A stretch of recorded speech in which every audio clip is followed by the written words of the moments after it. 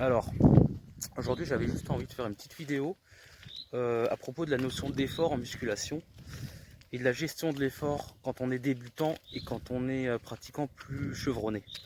Donc l'effort, c'est quoi? L'effort, c'est la perception qu'on va avoir de la difficulté d'un exercice, euh, d'une série en réalité. Donc souvent on va confondre effort et intensité. Les gens dans le langage courant en parlant d'effort, vont parler d'intensité.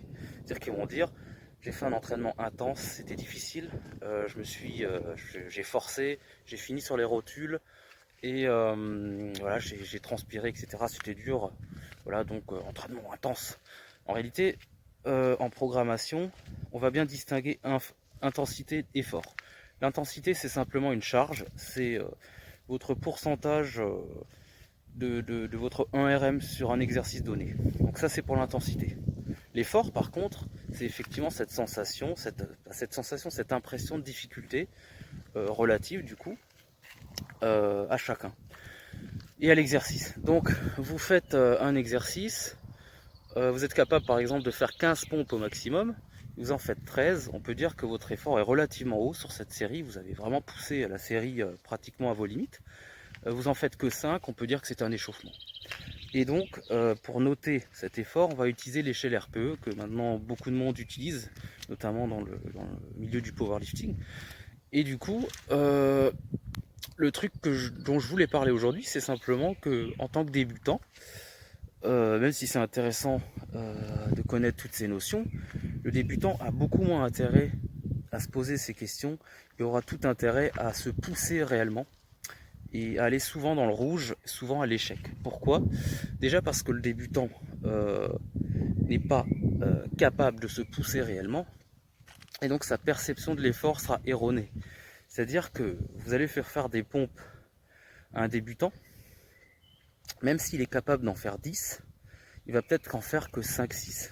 Et vu que le débutant n'est pas capable euh, mentalement et physiquement, mais surtout mentalement, de vraiment se pousser, de vraiment faire face à l'inconfort et à la douleur, tout simplement parce que c'est nouveau, parce que le corps a subi un stress et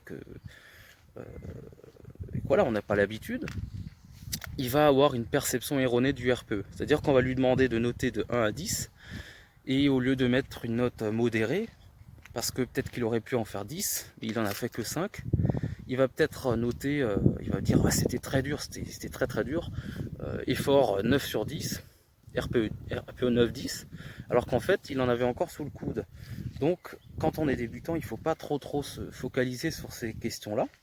D'ailleurs la plupart ne le font pas, simplement parce qu'ils ne connaissent pas ces notions, mais je pense que vraiment le débutant a tout intérêt à se pousser, à se forcer, à aller aux limites le plus possible, euh, parce que nerveusement le débutant va récupérer assez vite étant donné que il va pas être capable de soulever des charges très lourdes. Donc c'est pas très grave pour un débutant s'il doit aller à l'échec.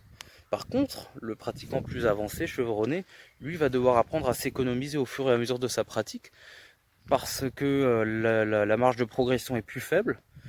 Et donc, et puis surtout, les charges développées seront beaucoup plus lourdes, le système nerveux met plus de temps à récupérer, les articulations aussi. Et du coup, un pratiquant avancé va devoir être beaucoup plus minutieux. Et l'avantage, c'est que plus on est avancé, plus on est capable de gérer cet effort-là, de savoir où on en est. Par contre, et encore même pour un pratiquant avancé, suivant l'exercice, suivant le nombre de répétitions, c'est dur. Hein, parce que savoir faire un vrai 20 RM au squat, c'est très dur. Et il y a de fortes chances qu'on surestime son RPE aussi si on essaie ce genre de truc. Donc un débutant forcé, aller au bout de vos limites.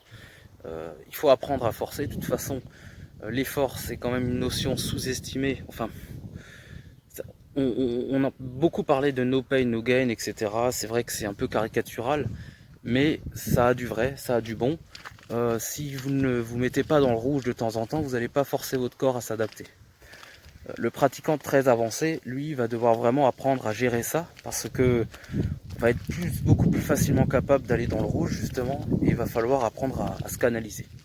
Voilà, donc c'est les deux stratégies à adopter par rapport à cette notion d'effort, l'effort qui n'est pas l'intensité. Voilà, ciao.